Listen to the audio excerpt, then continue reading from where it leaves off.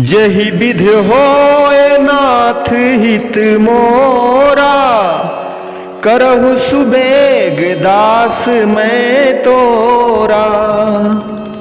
हे नाथ, आप वही दीजिए, आप मेरे लिए वही कीजिए जो मेरे लिए हितकर है। मैं अज्ञानी हूँ, मुझ में ज्ञान नहीं है, मैं कुछ भी मांग सकता हूँ, पर आप वह मत देना जो मेरे लिए हितकर नहीं है। आप वही देना प्रभु जो मेरे लिए हितकर है। बोलो जयकारा बोल मेरे श्री गुरु महाराज की जय। बोलिए साचे दरबार की जय। श्री आनंदपुरवासी भगवान की जय। श्री नगली निवासी भगवान की जय। समस्त भगत जी को जय सच्चिदानंद जी। भगत जी, इस चैनल को सब्सक्राइब कीजिए, वीडियो को भी लाइक कीजिए और वीडियो को ज़्यादा से ज़्यादा गुरुमुखों के पास शेयर कीजिए, ताकि यह भक्तिमय सत्संग समस्त गुरुमुख जन तक पहुंच सके और आप भी पुण्य के भागी बन सकें। जय सच्चिदानंद भगत जी। मानव जीवन यापन की विधि, मनुष्य को किस प्रकार अपना जीवन बिताना चाहिए जिससे लोक और परलोक दोनों संवर जाए, दोनों बन जाए।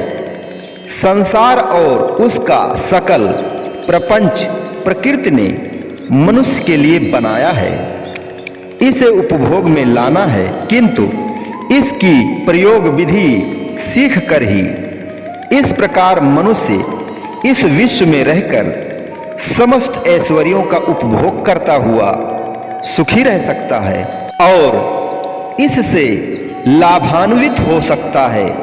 परंतु इस तथ्य को कदापि न भूलें कि ये सांसारिक धन पदार्थ और बंधु बांधव इसके हृदय में कहीं डेरा ना कर लें। सृष्टि के रचयिता व मालिक परमात्मा ने सृष्टि की रचना व्यर्थ नहीं की है, अपितु यह सर्व रचना इसीलिए रची गई है कि मनुष्य इसे उपयोग में लाकर उचित लाभ प्राप्त करे।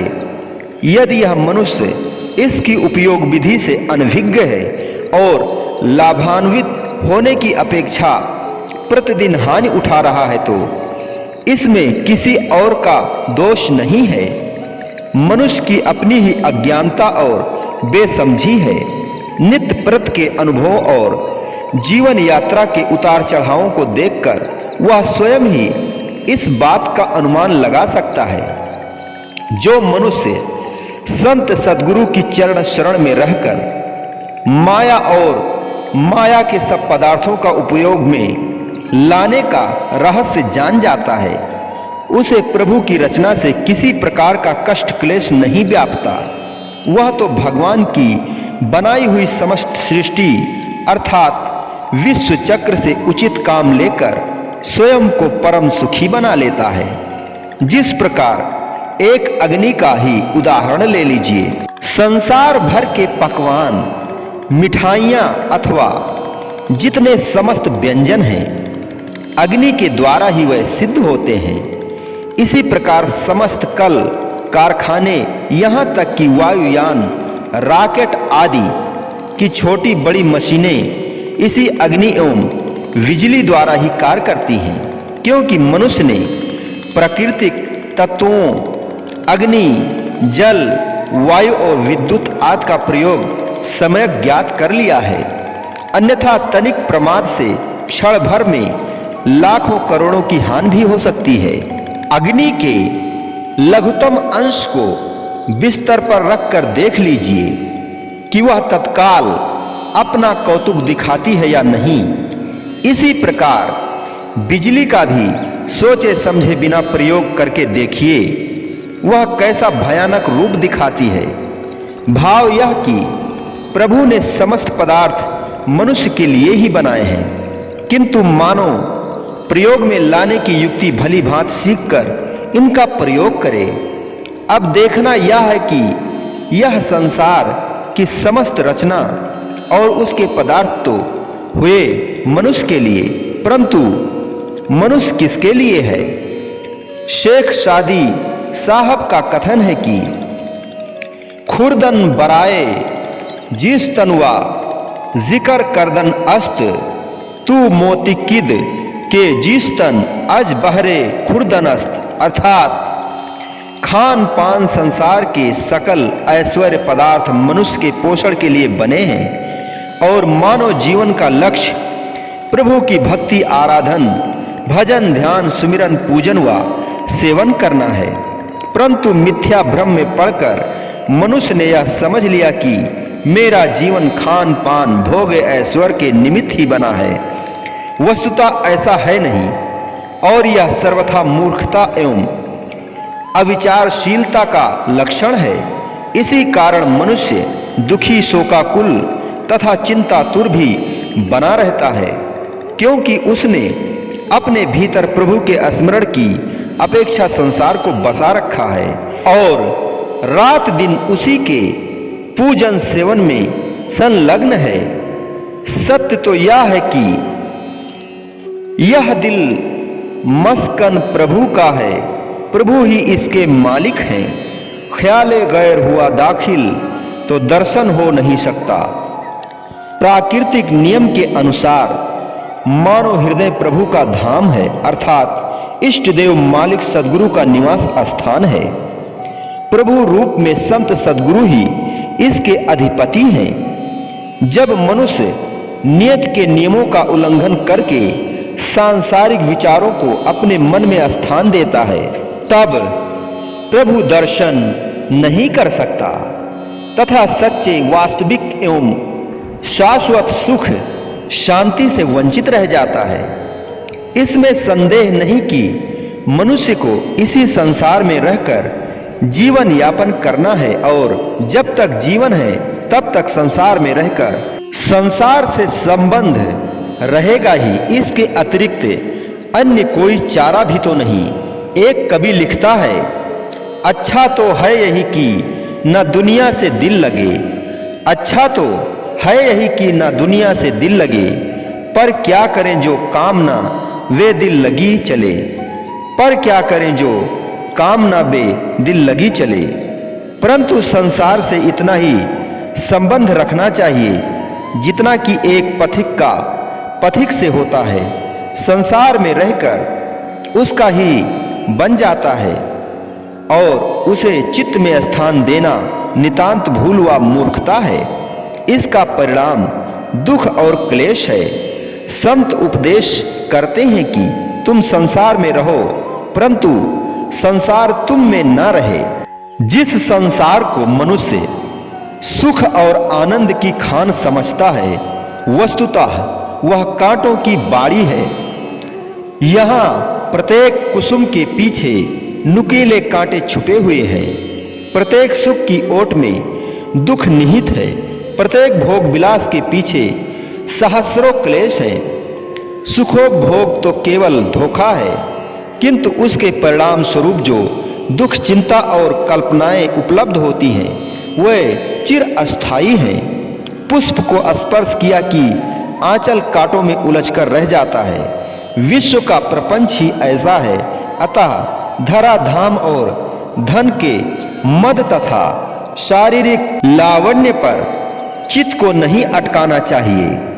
यह वह उच्चतम शिक्षा है जिसे एक बार हृदयंगम कर लिया जाए तो जीवन आनंदमयी बन जाए। संसार में रहकर भी संसार से असंबंधित रहें, यही जीवन की सार्थकता का रहस्य है। संसार में रहते हुए और संसार का कार्य व्यवहार करते हुए भी मनुष्य किस प्रकार संसार से असंबंधित रह सकता है, इसका उदाहरण भी हमें सृष्टि नियम को देखने से पग पग पर मिलता है। जैसे गुरुवाणी में लिखा है कि जैसे जलमहि कमल निरालम मुर्गाई नैसाड़े, सुरत शब्द भवसागर तरिए नानक नाम बखाड़े। जैसे जल में निवास करते हुए भी कमल पुष्प आर्द्र नहीं होता, तथा जिस प्रकार रात दिन सरोवर में गोते लगाते रहने पर भी मुर्गाई के पंख शुष्क ही रहते हैं, इसी प्रकार श्री गुरु नानक देव जी का उपदेश है कि मनुष्य संसार में रहकर भी संसार के प्रभाव को ग्रहण न करे, सुरत संसार के साथ न जुड़कर शब्द के साथ जुड़ी रहे। जो हमारे सद्गुरु दीन दयाल ने हमें नाम दीक्षा दी है, हमेशा उस शब्द के साथ सुरत को जोड़े रखें। संतों के बख्शे हुए सच्चे नाम की कमाई से ही ऐसा होना संभव है। इसीलिए संत नाम की महिमा का इतना बखान करते हैं। कमल पुष्प प्रायः सर्वत्र झीलों, सरोवरों तथा नदियों में पाया जाता है।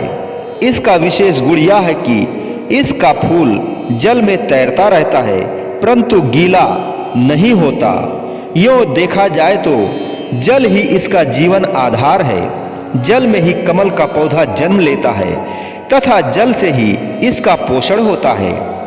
सरोवर में यदि जल ना हो तो कमल भी जीवित नहीं रह सकता, परंतु इतना सब कुछ होने के उपरांत भी वह जल के प्रभाव को ग्रहण नहीं करता, अर्थात अपने आप को गीला नहीं होने देता। जल में निवास करते हुए, जल से ही पोषण सामग्री प्राप्त करते हुए भी जल से सर्वथा निर्लिप्त रहने का यह अति सुंदर व सर्वोत्तम उदाहरण है। मनुष्य को भी संसार में रहना है और संसार में ही बर्ताव करना है। इसके बिना अन्य कोई चारा भी तो नहीं है। जहाँ तक जीवन यापन का प्रश्न है, संसार से पृथक रहकर यह संभव नहीं।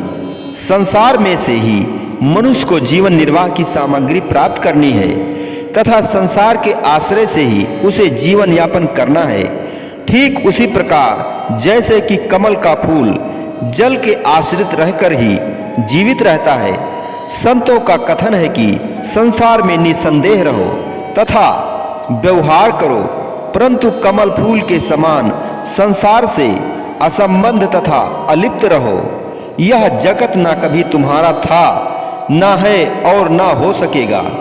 एक ना एक दिन इसे अवश्य त्यागना पड़ेगा तथा जब यही ध्रुव सत्य है, अर्थात जब तुम निश्चित रूप से यह जानते हो कि इस जगत के साथ तुम्हारा संबंध सर्वथा अस्थायी एवं सामयिक है, तो फिर इस जगत तथा जगत की सामग्रियों के प्रति आसक्ति एवं अनुरक्ति क्यों उत्पन्न की जाए।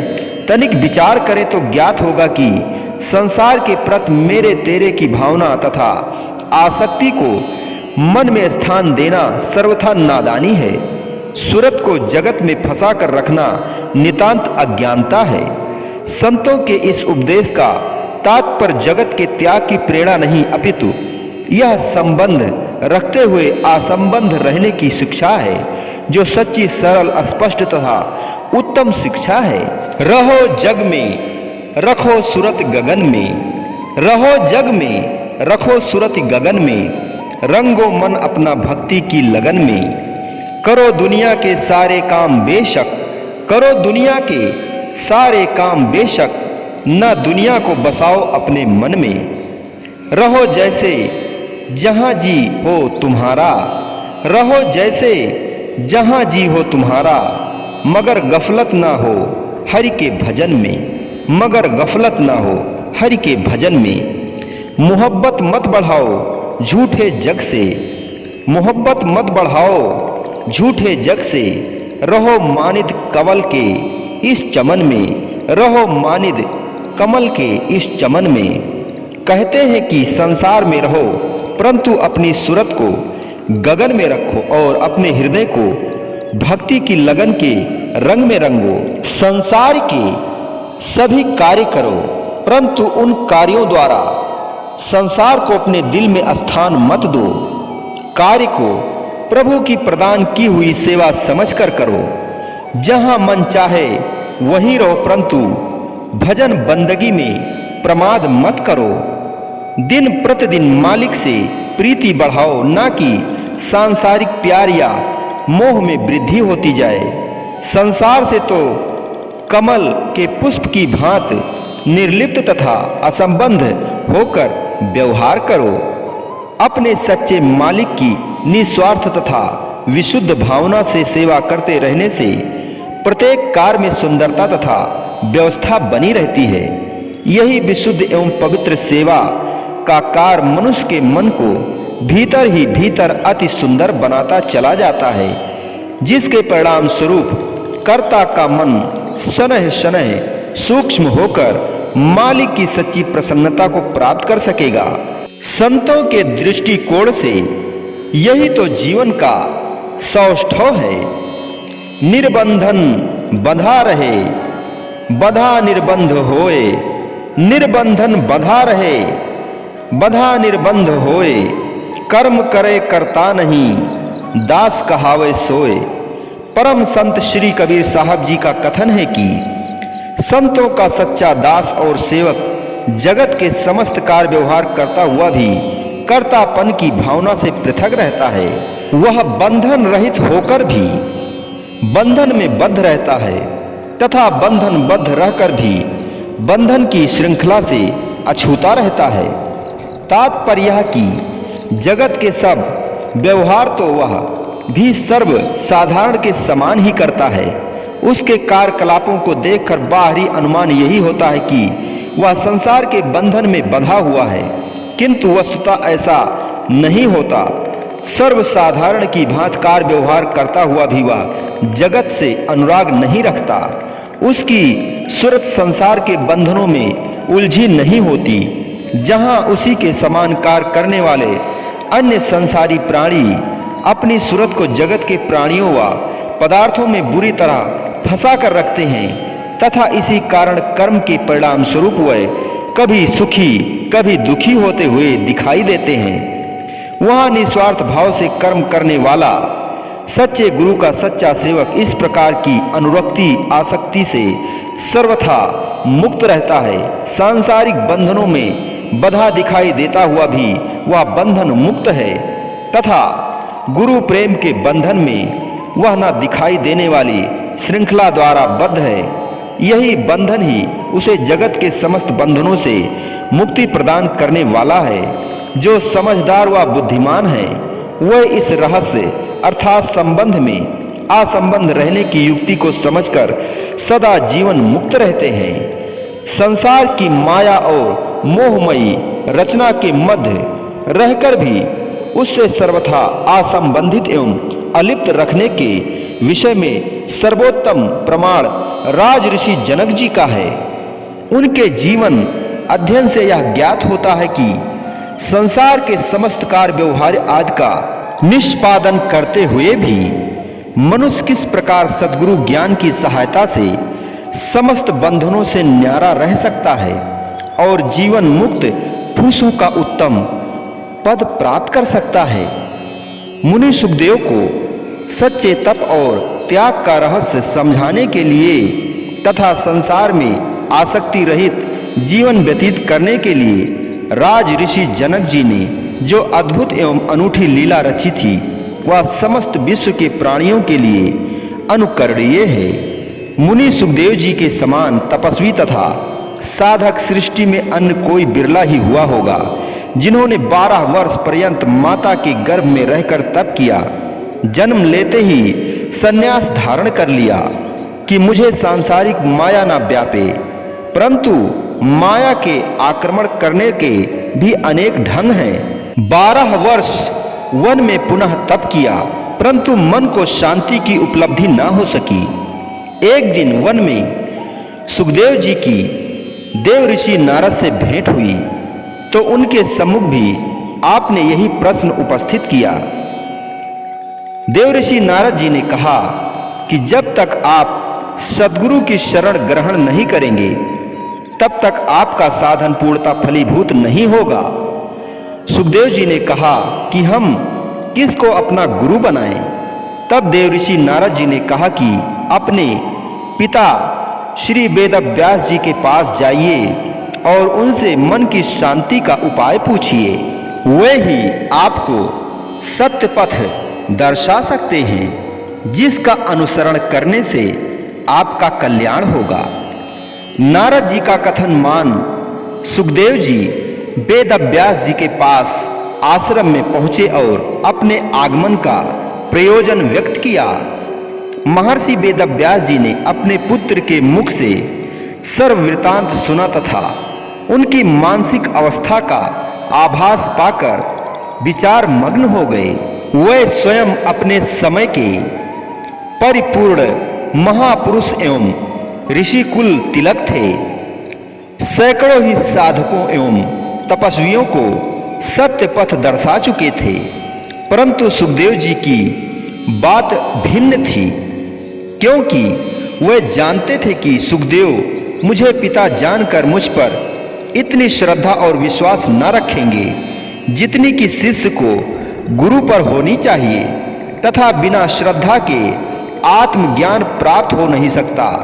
इसीलिए महर्षि जी ने सुखदेव जी को राजा ऋषि जनक के पास जाने का परामर्श दिया और कहा कि उनके पास जाने से ही तुम्हारा प्रयोजन सिद्ध हो सकेगा। सुखदेव जी को यह परामर्श अच्छा न लगा। उन्होंने कहा, पिताजी, एक राजा मुझे क्या सन्मार्ग दिखा सकेगा? जो स्वयं मोह माया में आसक्त है, वह भला अन्य किसी को कैसे माया से मुक्त करा सकेगा? पुत्र की यह आपत्ति सुनकर महर्षि वेदव्यास जी हंसे और बोले, वत्स, यह केवल तुम्हारा भ्रम है। जिन्हें तुम मोह माया में आसक्त कह रहे हो, वह राज ऋषि जनक श्रेष्ठतम योगेश्वर हैं। वर्तमान काल में वही पूर्ण महापुरुष हैं जो सहस्रों जीवों का कल्याण कर रहे हैं। हमारा कहना मानकर उन्हीं की शरण में जाओ, निश्चय ही तुम्हारी उलझनें उनके उपदेश से दूर होंगी तथा भ्रम नष्ट होंगे। फलतः तुम्हारे मन को सच्ची शांति प्राप्त होगी। बोलो जयकारा बोल मेरे श्री गुरु महाराज की जय। बोलिए साचे दरबार की जय। श्री आनंदपुरवासी भगवान की जय। श्री नगली निवासी भगवान की जय। समस्त भगत जी को जय सच्चिदानंद जी।